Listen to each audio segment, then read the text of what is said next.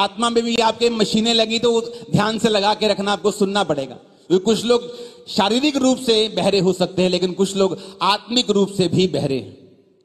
क्यों वो वाली कलीसिया का रिजल्ट आज हमें दिखाई नहीं देता?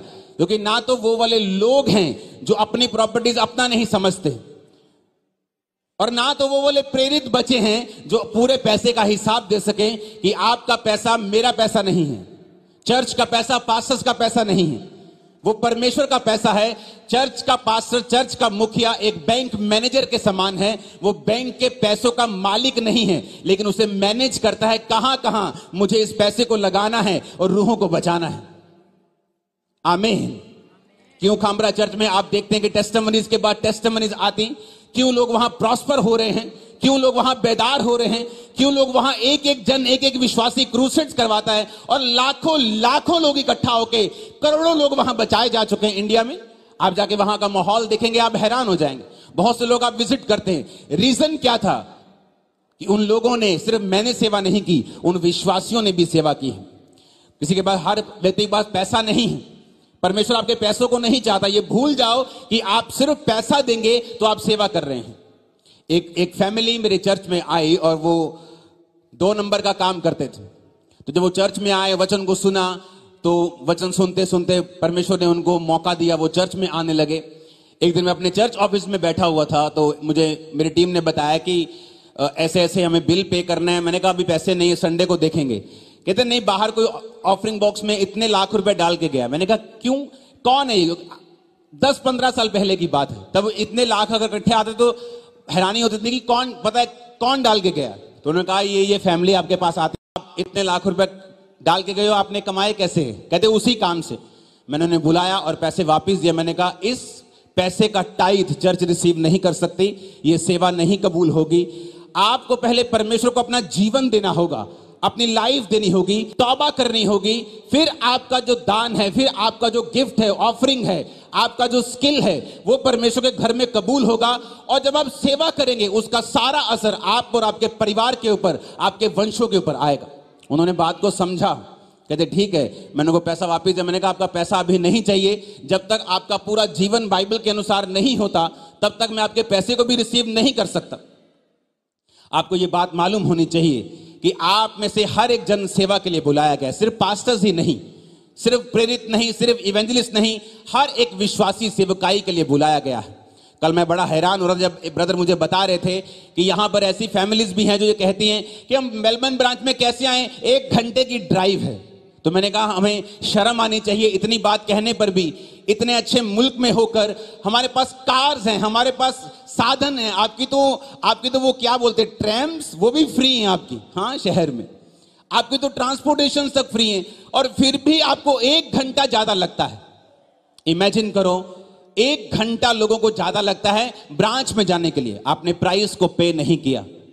जब मैं अपनी स्पिरिचुअल फादर के पास कहीं जाया करता तो 3-3 प्लेन्स मुझे बदलने पड़ते थे, और एक भी तरह का कोई ऐसी थकान नहीं होती थी। हमें मालूम था अगर हम जीसस क्राइस्ट के सामने सेवा करेंगे, प्राइस को पे करेंगे। सिर्फ प्राइस पैसों से नहीं होता, आपके टाइम से। आप एफर्ट देते हैं, आप प्रयत्न करते हैं, आप यत्न करते हैं चर्च जाने के, अच्छी संगति को पाने का। मैंने लोगों को हील होते देखा है, कैंसर से, बीमारियों से। और जब उनकी आप टेस्टिमनी को सुनेंगे, रोज हर संडे मॉर्निंग बॉम्बे से आते थे, मुंबई से फ्लाइट पकड़ते थे, पंजाब में 2 घंटे फिर लगते थे एयरपोर्ट से जलंधर आने के लिए, अमृतसर से। फिर मीटिंग अटेंड करने के बाद फिर एयरपोर्ट वापस जाते थे, फिर फ्लाइट पकड़ते थे, फिर अपने मुंबई जाते थे, फिर मुंबई से एयरपोर्ट अपने घर जाते थे। इस तरह से लोगों ने मेहनत की है। और अगर आज आप उनकी लाइफ को देखेंगे, एक्सट्रीमली ब्लेस किया है परमेश्वर ने, हील किया है परमेश्वर ने, उनके वंशों तक परमेश्वर ने काम किया। हालेलुया। आपको ये बात समझनी पड़ेगी, जब तक आप और आपका परिवार डायरेक्टली परमेश्वर की सेवकाई में नहीं है, आप किसी जीवित चर्च के साथ नहीं जुड़े हुए, किसी भी जीवित चर्च के साथ, जहां वर्शिप हो, जहां गवाहियां हो, जहां वचन का प्रचार हो, पाप के बारे में उलाहना दी जाए, लोगों की शक्ल देखकर बात ना की जाए, आप वहां अगर चर्च का हिस्सा होंगे, आप सेवकाई को स्टार्ट करेंगे। मेरी वाइफ की टेस्टिमनी क्या है, सिर्फ इतनी बड़ी टेस्टिमनी आज पूरी नहीं दे हुई, 200 रुपए मांग कर अपने साथी, अपने किसी बाहर के दुकानदार से कि भाई साहब आपको शाम को देते हैं, चर्च में आते थे। और आज उसी गांव में कितनी चैरिटी जाती है आपको मालूम भी नहीं होगा। उन्हीं लोगों के पास कितने हजार जो विडोज हैं उनको राशन जाता है आपको मालूम भी नहीं होगा। आपने कभी इंटरनेट पे नहीं देखा होगा, क्योंकि हम उसे नहीं चढ़ाते। अगर तेरा दाहिना हाथ बाहिना हाथ करता, दाहिना हाथ जाने हम उसको फॉलो करते हैं। तभी कुछ इंटरनेट पे चढ़ता है जब हम चाहते हैं कि जो जितने पास्टर जितनी मिनिस्ट्रीज थाउजेंड्स में मुझे फॉलो करती हैं वो उसको देखें और सेम अपनी मिनिस्ट्री में फॉलो करें। हालेलुया। हमें वही करना होगा जो शुरू से कलीसियाएं करती आ रही हैं, नहीं तो हम उस रिजल्ट को कभी ले नहीं पाएंगे। आज बड़े दुख की बात है कि कलीसियाएं इस तरह का एक मैसेज बन गई हैं कि आज पास्टर जी आ रहे हैं और बीमार आएंगे और बीमारों पर प्रार्थना होगी। हर एक क्रिश्चियन भी इसी तरीके से आ रहा है कि आज बीमारों के लिए प्रेयर होगी। लेकिन आपको यह मालूम होना चाहिए कि सिर्फ प्रार्थना करवाने के लिए आप चर्च में नहीं आते हैं, आप सेवा करने के लिए परमेश्वर के घर में जाते हैं। इसलिए यहोशू ने कहा था, मैं तो अपने घराने समेत यहोवा की सेवा करूंगा, तुम चुन लो। उसने सिर्फ प्रधान को नहीं बोला, सिर्फ चुने हुए लोगों को नहीं बोला। बाइबल कहती है उसने सब लोगों को कहा कि तुम लोग चुन लो कि तुम किसकी सेवा करोगे। यानी सेवा करना सब लोगों के लिए उसने अनिवार्य जरूरी समझा कि जब तुम यहोवा की सेवा करोगे तब परमेश्वर तुम्हारे घराने के ऊपर बरकत देगा और तुम इज्जत को पाओगे। आज तुम अपने पति से इज्जत चाहती हो और मिल नहीं पाती, अपनी फैमिली से इज्जत चाहते हो लेकिन मिलती नहीं। क्यों? क्योंकि यहोवा की जो सेवा है आपके परिवार में और लाइफ में मिस है। इस वचन को आप सुनेंगे, वर्शिप के दौरान आप नाच कर वर्शिप करेंगे, गा कर वर्शिप करेंगे, तालियों के साथ वर्शिप करेंगे, झूम के वर्शिप करेंगे, ताकि अनॉइंटिंग आप पे आए और आप परमेश्वर की सेवा कर सकें। और मैं आपको बोल रहा हूं, ये 2 मीटिंग आप अटेंड करोगे, आपके शरीर हील होंगे, स्पिरिट्स हील होंगी, सोल हील्ड होंगी, आप सेवा कर पाएंगे। परमेश्वर ने इस पुलपिट पे आने से पहले, मैं नहीं जानता आप लोग, मुझे मालूम है फॉरेन में क्या हिसाब है, आप लोग हाथ खड़े नहीं करेंगे। परमेश्वर ने कहा है कि इन लोगों को पॉर्न मूवीज ने तबाह कर दिया है। वो इस कली से आज की मीटिंग की बात कर रहा था। उसने आपको डिस्ट्रॉय कर दिया है, खराब कर दिया, खत्म कर दिया है, आपकी स्पिरिट को छलनी कर दिया, आपको डेथ हो चुकी स्पिरिट में। यीशु मसीह ने कहा कोई भी पवित्रताई के बिना परमेश्वर को देख नहीं पाएगा। क्या हम तैयार हैं तौबा करने के लिए? तैयार हैं परमेश्वर की सेवा करने के लिए? अगर हम उसकी सेवा करने के लिए तैयार हैं, आप देखेंगे जिस चीज के लिए आप प्रार्थना कर रहे थे, बड़े दुखी हो रहे थे, व्याकुल हो रहे थे, बेचैन हो रहे थे, अपने आप आपकी लाइफ में वो एंटर करेगी इसी साल, नेक्स्ट साल, उसके अगले साल। मैं आपको ये भविष्यवाणी देके जा रहा हूं। मैं आपके लिए विश्वास के शब्दों को नहीं कह रहा हूं। मैंने कहा जब आप सेवा करनी स्टार्ट कर देंगे, वो चीजें जिनके लिए आप व्याकुल हो रहे हैं, आप रो रहे हैं, आप फ्रस्ट्रेटेड अपनी लाइफ से, इस साल, नेक्स्ट साल, उससे अगले साल आपकी लाइफ में एंटर करेंगे और आप टेस्टिमनी को देने के लिए आए। आमीन। मेरे को ऊंचे वाला चाहिए, खंबरा चर्च वाला आमीन चाहिए, बाहर सुनना चाहिए आमीन। मैंने कहा हालेलुया, हालेलुया, ऊंची आवाज में। आपको कुछ ऐसी वैल्यूज हैं जिनकी समझ आपके अंदर होनी चाहिए। आमीन। ऐसा नहीं हो सकता कि आप पाप में हो और आप कहें मैं सेवा करने के लिए तैयार हूं। परमेश्वर पहले आपसे तौबा चाहता है, वो आपका हार्ट चाहता है, फिर पैसा, फिर सेवा, फिर एफर्ट, फिर स्किल, ये सब कुछ बाद में है। एस्तर पुस्तक 2 अध्याय उसकी 19 से 23 आयत में लिखा है, जब कुंवारियां दूसरी बार इकट्ठी की गई तब मोर्दके राजभवन के फाटक में बैठा था। एस्तर ने अपनी जाति और कुल का पता नहीं दिया था, क्योंकि मोर्दके ने उसको ऐसी आज्ञा दी थी कि वो ना बताए। और एस्तर मोर्दके की बात ऐसे मानती थी जैसे उसके यहां अपने पालन पोषण के समय मानती थी। 2 चीजें आपकी लाइफ में होनी बहुत जरूरी हैं। पहली, आपकी लाइफ में परमेश्वर की सेवकाई होनी जरूरी है।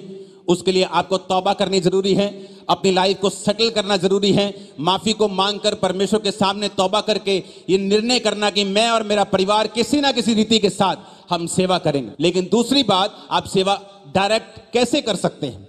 आप यीशु मसीह के बारे में बताएंगे किसी को, उसके बाद क्या, आगे क्या? मान लो मैं जा रहा हूं, मैं इसको बता रहा हूं भाई यीशु मसीह ने तेरे लिए जान दी, तेरे लिए मारा गया, उसके बाद क्या करूंगा इसको मैं? इसका मतलब हर एक व्यक्ति एक जीवित चर्च के साथ जुड़ा हुआ होना चाहिए। मैं सिर्फ अपनी चर्च की बात नहीं कर रहा हूं, जहां भी जीवित चर्च आपको मिले, क्योंकि वचन ये कहता है कि एस्तर ने अपनी जाति राजा को नहीं बताई थी। बाद में क्या हुआ, एक आज्ञा निकली कि सब यहूदी लोगों को मार दिया जाए, लेकिन राजा को यह मालूम नहीं था कि उसकी अपनी पत्नी उसी जाति की है। किसने कहा यह बात नहीं बतानी? मोर्दके ने, क्योंकि वचन यह कहता है कि मोर्दके उसका मेंटर था, उसका बाप था, और मोर्दके की बात वो ऐसे मानती थी तब भी जब वो बड़ी हो गई जिस तरह वो पालन पोषण के समय मानती थी।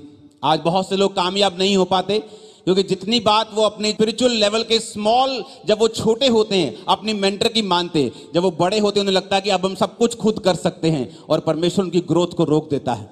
और वचन कहता है कि एस्तर उसकी बात ऐसे मानती थी जैसे पालन पोषण के समय छोटे होते से ही वो अपने मेंटर के समान, अपने बाप के समान उसकी हर एक बात को मानती थी।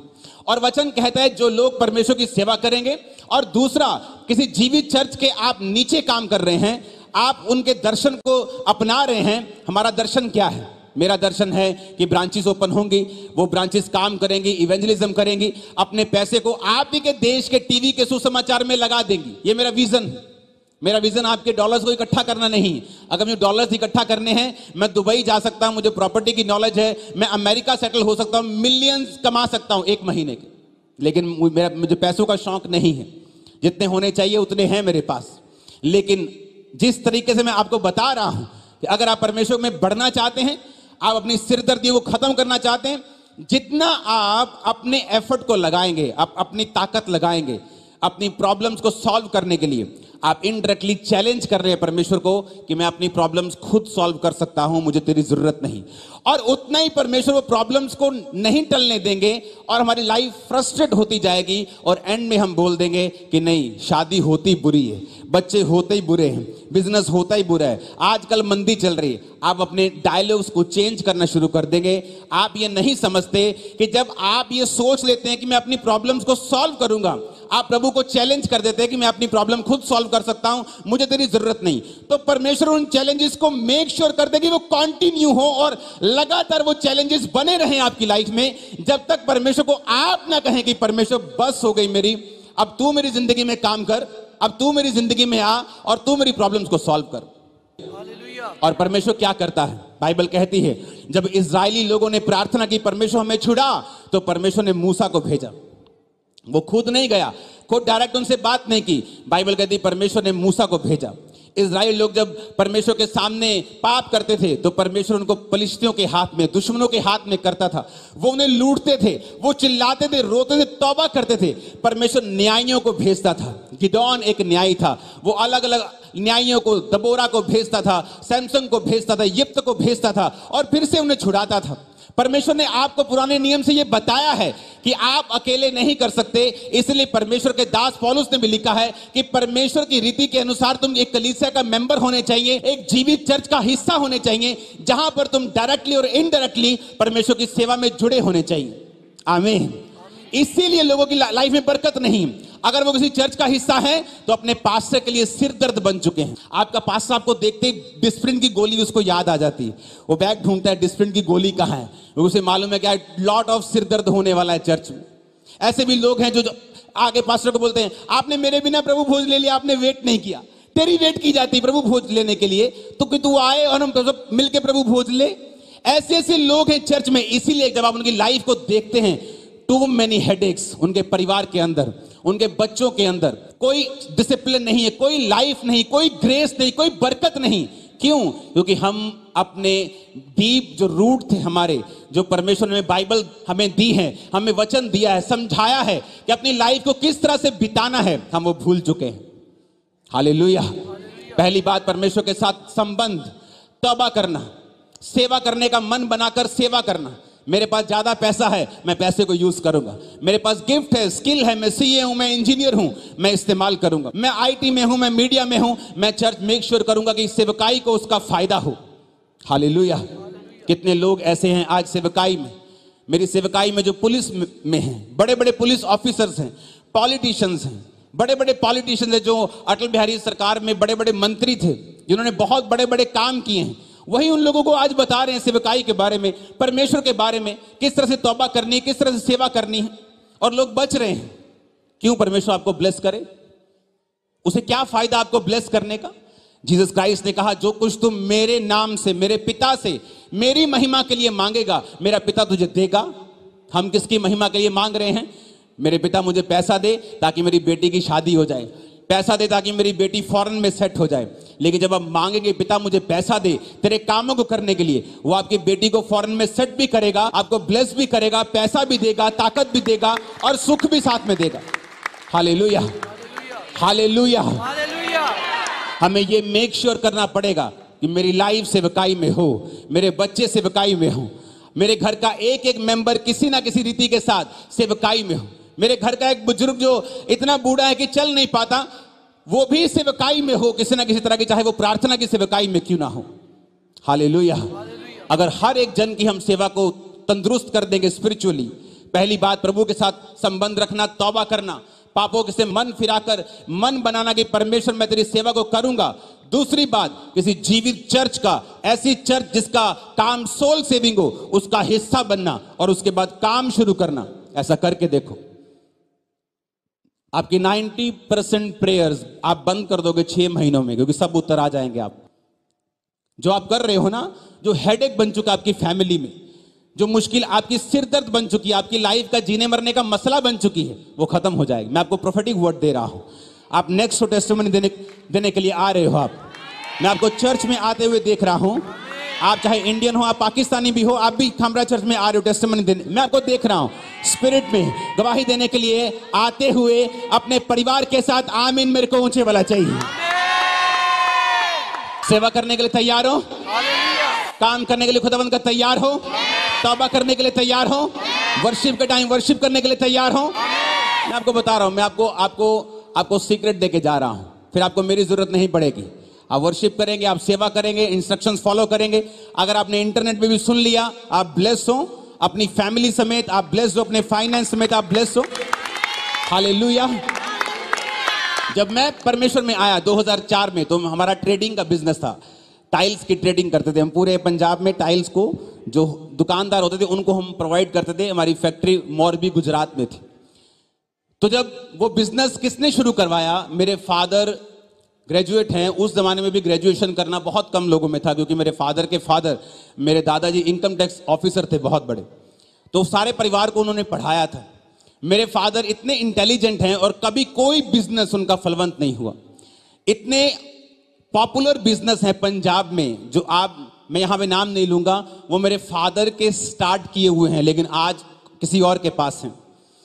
सब कुछ करने के बावजूद भी सक्सेस उनकी लाइफ में कभी नहीं थी। लेकिन जब मैं परमेश्वर में आया, परमेश्वर ने एक अन्य जाति व्यक्ति को भेजा। वो काम स्टार्ट किया जिसकी हमें 1% भी नॉलेज नहीं थी। यहां तक कि हमारे पूरे खानदान ने वो काम नहीं किया था।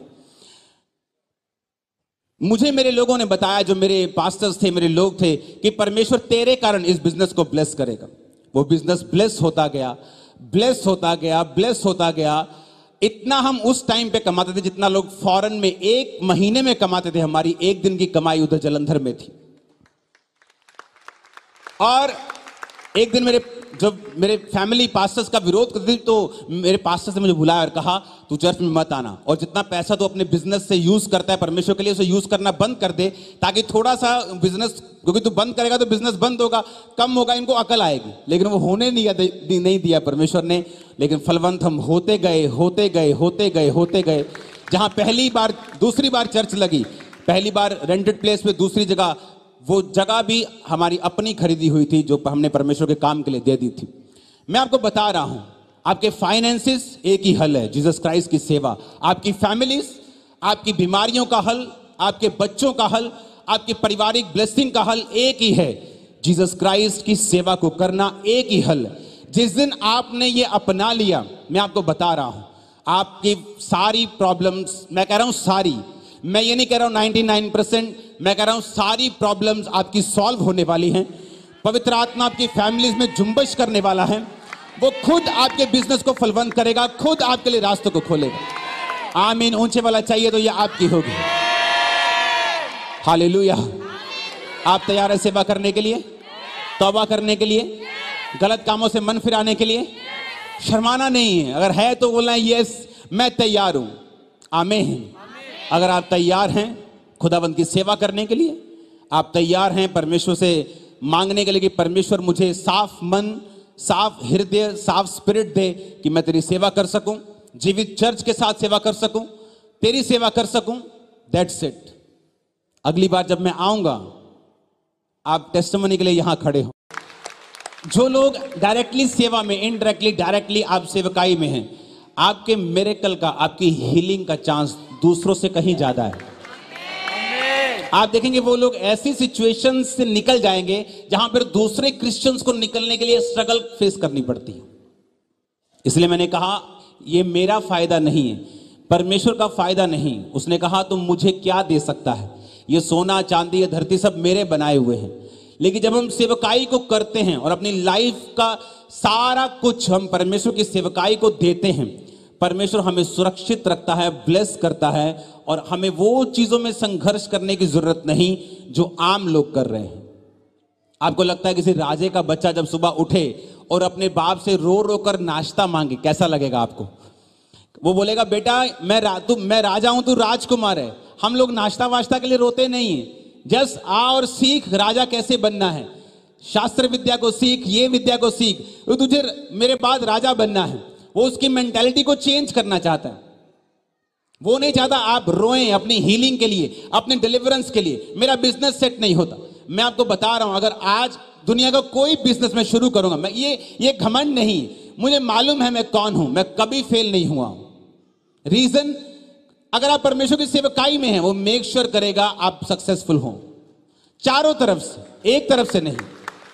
आज आप अमीरों को देखते हैं, एक तरफ से सक्सेसफुल हैं, दूसरी तरफ से उनके बच्चे सुसाइड कर रहे हैं, उनके घरों में बीमारियां हैं, व्यवस्थित नहीं है घर, हस्बैंड वाइफ एक मन नहीं है।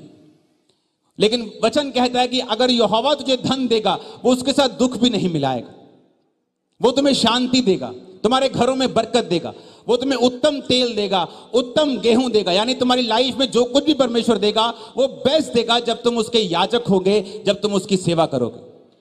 हालेलुया।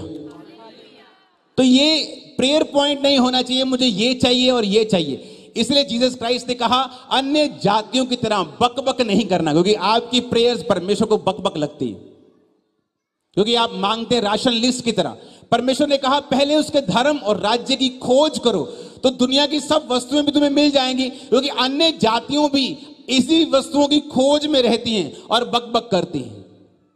परमेश्वर ने कहा प्रार्थना में अन्य जातियों की तरह बकबक मत करो, तुम्हारा स्वर्गीय पिता जानता है तुम्हें किन वस्तुओं की जरूरत है, परंतु पहले तुम उसके धर्म और राज्य की क्या करो, खोज करो। आज धर्म और राज्य की खोज करने का मसा आपके सिरों पे, आपके स्पिरिट्स के अंदर एंटर करे right now in Jesus name. आमीन। ऊंचे वाला चाहिए चर्च। हालेलुया। आज वो अनॉइंटिंग आपकी लाइफ में उतरे, आपके बच्चों में उतरे, बुजुर्गों में उतरे, आपके फाइनेंसेस भी उस अनॉइंटिंग को रिसीव करें आज इन जीसस नेम। आमीन। परमेश्वर ने कहा पहले मेरे धर्म और राज्य की खोज कर, ये सब वस्तुएं तुझे पीछे पड़ के मिल जाएंगी। अन्य जाति भी इन्हीं वस्तुओं की खोज में रहते हैं। आप देखो देशों में कितने बिलियंस ऑफ डॉलर्स रिसर्च पे लगते हैं, हाउ टू ग्रो फूड, इस फूड को ज्यादा कैसे निकालना है, यील्ड कैसे करनी, इस फूड को हमें अगर कल को सूखा पड़ जाए कैसे फूड संभाल के रखना है, ये नहीं लेके आना, ऑस्ट्रेलिया में आना, नट्स नहीं लेके आने, हमारे फूड पे अटैक। कितना millions and millions of dollar, billions dollars खर्च करते हैं ना। कभी चिड़ियों को मीटिंग करते देखा है खाने के लिए? क्या भूखी रहती हैं वो? कुत्तों को मीटिंग करते देखा है? मच्छरों को मीटिंग करते देखा है? पैसा खर्च देखा है फूड के लिए? क्या वो भूखे रहते हैं? परमेश्वर ने कहा मूर्खो, पौलुस कहता है निर्बुद्धि गलातियों, किसने तुम्हें मोह लिया? वो मीटिंग नहीं करते। कहते स्वर्ग के पिता फिर भी उन्हें खिलाता है, वो तुम्हें क्यों नहीं खिलाएगा? तुम जो उसके स्वरूप में बने हो, चिड़ियां खुदाबंद के स्वरूप में नहीं है, चिड़ियां परमेश्वर के हाथों की बनाई हुई नहीं है, वो उसके शब्दों की बनाई हुई हैं। परमेश्वर ने कहा मछलियां बन जाएं, परमेश्वर ने कहा पेड़ पौधे बन जाएं, परमेश्वर ने कहा जानवर बन जाएं। लेकिन बाइबल कहती जब आपके और मेरे बनाने की बारी आई, परमेश्वर ने हमें हाथों से पूरा परफेक्टली जबरदस्त रीति के साथ अपने सांस फूंक के हमें बनाया है। हमें छोड़ देगा वो? मैंने कहा हमें छोड़ देगा? उन चिड़ियों को वो नहीं छोड़ रहा, उन गाय बैल बकरियों भैंसों को वो नहीं छोड़ रहा, वो जंगली गधों को नहीं छोड़ रहा, वो हिरणों को नहीं छोड़ रहा, वो शेरों को नहीं छोड़ रहा। वो हमें कैसे छोड़ देगा जिसके लिए उसने अपना ब्लड बहाया है। लेकिन जिस दिन हम अपनी प्रायोरिटी को समझ लेंगे, जिस दिन हमारी सोच को हम बदल लेंगे, एक सक्सेसफुल बिजनेसमैन और एक अनसक्सेसफुल बिजनेसमैन में क्या फर्क है? उसके भी दो आंखें, दो हाथ, दो पैर, वही 24 घंटे उसके पास है। सोच में फर्क है, उसकी सोच में फर्क है। इसलिए परमेश्वर ने कहा ट्रांसफॉर्म, अपने आप को ट्रांसफॉर्म करो, रिन्यू करो वर्ड ऑफ गॉड के साथ। जब तुम वचन के साथ जुड़ जाओगे। आज किन फैमिलीज में प्रॉब्लम है? जो फैमिली वचन पे नहीं। हस्बैंड इधर देख रहा है, वाइफ उधर क्यों देख रही है? क्योंकि वो वचन पे नहीं खड़े। जिस दिन आप दोनों वचन पे खड़े हो जाएंगे और वाइफ को मालूम होगा मुझे अधीनगी में रहना है, हस्बैंड को मालूम होगा मुझे अपने शरीर के समान से प्रेम करना है, आप जब बाइबल के अधीन हो जाओगे, दोनों की बननी शुरू हो जाएगी। क्योंकि आपका माइंड जो है वो चेंज हो जाएगा। खामरा चर्च में एक बंदा आया कि वहां पे प्रार्थना सुनी जाती है, तो मुझे तलाक उसका हो रखा था। तो पहले सुलह की कोशिश की, सुलह नहीं हुई, दूसरी तीसरी चौथी बार नहीं हुई, तो तलाक उसका हो गया और वो तैयारी में था कि आज कल में तलाक हो जाएगा। कहते खामरा चर्च जल्दी तलाक हो जाएगा, प्रार्थना जल्दी सुनी जाएगी। खामरा चर्च में आया तो जब वचन सुना कि तलाक तो पाप है, तलाक तो परमेश्वर नफरत करता है, डाइवोर्स से तो वो नफरत करता है, परमेश्वर चाहता नहीं हम उसकी सारी सोच बदलनी शुरू हुई कि नहीं। तो उसने प्रार्थना करनी, पहले प्रार्थना करता था कि जल्दी मेरा छुटकारा हो जाए। जब वचन को सुना उसने कहा परमेश्वर तेरी मर्जी नहीं है कि मैं डाइवोर्स दूं, आज से मैं प्रार्थना करता हूं अगर तेरी मर्जी नहीं है ना तो मेरी वाइफ के मन को बदल दे। सारे पंच उसके खिलाफ, सरपंच उसके खिलाफ। जैसे ही उसने प्रेयर करनी शुरू की, लाइफ को परमेश्वर के अनुसार बिताना शुरू किया, पंचों के दिमाग बदले, सरपंच का दिमाग बदला, वाइफ का दिमाग बदला, इकट्ठे रहते हैं। पहले एक बच्चा था, पत्नी अभी 3 बच्चे हैं। सब कुछ सेट क्यों? रिन्यू हो गया, दिमाग नया हो गया। हालेलुया। लेकिन अगर वचन को सुना ना जाता तो दिमाग कभी रिन्यू ना होता, आपकी स्पिरिट कभी रिन्यू ना होती। आप अपने दिमाग से, अपने सिचुएशन के हिसाब से और जो कुछ शैतान ने आपको परिस्थितियां दी हैं, आप फिर उसके अनुसार चलते और लाइफ में कभी भी बदलाव नहीं आता। हालेलुया। और इसलिए कहते हैं कि जब आप जीवित चर्च में होते हैं, आप जीवित वचनों को सुनते हैं। बाइबल कहती है कि जिस सांस से परमेश्वर ने मिट्टी के आदम को जिस सांस से फूका था और आदम जीवित प्राणी बन गया था, वो सेम सांस इस वचन के ऊपर फूकी गई है जो आपके हाथ में है। आपको मालूम है? सेम सांस, 99% नहीं, सेम 100% वही सांस जो आदम के ऊपर फूकी गई थी, बाइबल के वचनों में सेम श्वास है। ऐसी हिब्रू और यूनानी स्टडी कहती है कि वो सेम सांस जिससे आदम को फूका गया था, वो परमेश्वर के वचन के ऊपर भी सेम सांस है। अब आप ये बताओ, आप कैसे जीवन को एक्सपेक्ट कर सकते हो जब परमेश्वर ने आपको वचन के साथ जुड़ने के लिए बोला है और आप में से बहुत से लोग बाइबल नहीं पढ़ते होंगे, वचन नहीं पढ़ते होंगे। वचन पढ़ने का मतलब है अपनी जिंदगी में वही सांसों को वापस लेना जो आदम के ऊपर फूके गए थे। आप चल तो रहे हैं लेकिन मुर्दा की तरह, आपकी फैमिलीज मुर्दा की तरह है, आपकी फादर सन रिलेशनशिप एक मुर्दा की तरह है, क्योंकि उस रिलेशनशिप के ऊपर परमेश्वर की सांस नहीं है। और सांस कैसे आएगी? जब आप वचन को पढ़ते हैं, आप वचन को सीखते हैं, आप वचन को खुद पढ़ते हैं, आप वचन को सुनते हैं, आप किसी जीवित चर्च का हिस्सा, आप संडे चर्च में होते हैं, चाहे वो 2 घंटे ड्राइव हो, 6 घंटे ड्राइव हो, नो प्रॉब्लम, प्राइस को पे करो जीवित चर्च में जाने के लिए। हालेलुया। इसलिए मैं आशीषित हूं। आई थिंक मैंने इन चीजों की कभी परवाह नहीं की, कभी परवाह नहीं की।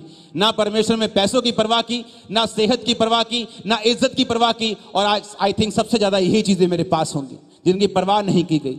जीसस ने कहा जो कुछ तू मेरे लिए छोड़ देगा मैं तुझे दूंगा, तो मेरे लिए छोड़ के देख, मैं तेरे को दूंगा। जो कुछ तू रखना चाहेगा, ओ टायर्डनेस हो गई, ओ नहीं बहुत दूर है, वो सब चीजें मैं तुझसे छीन लूंगा।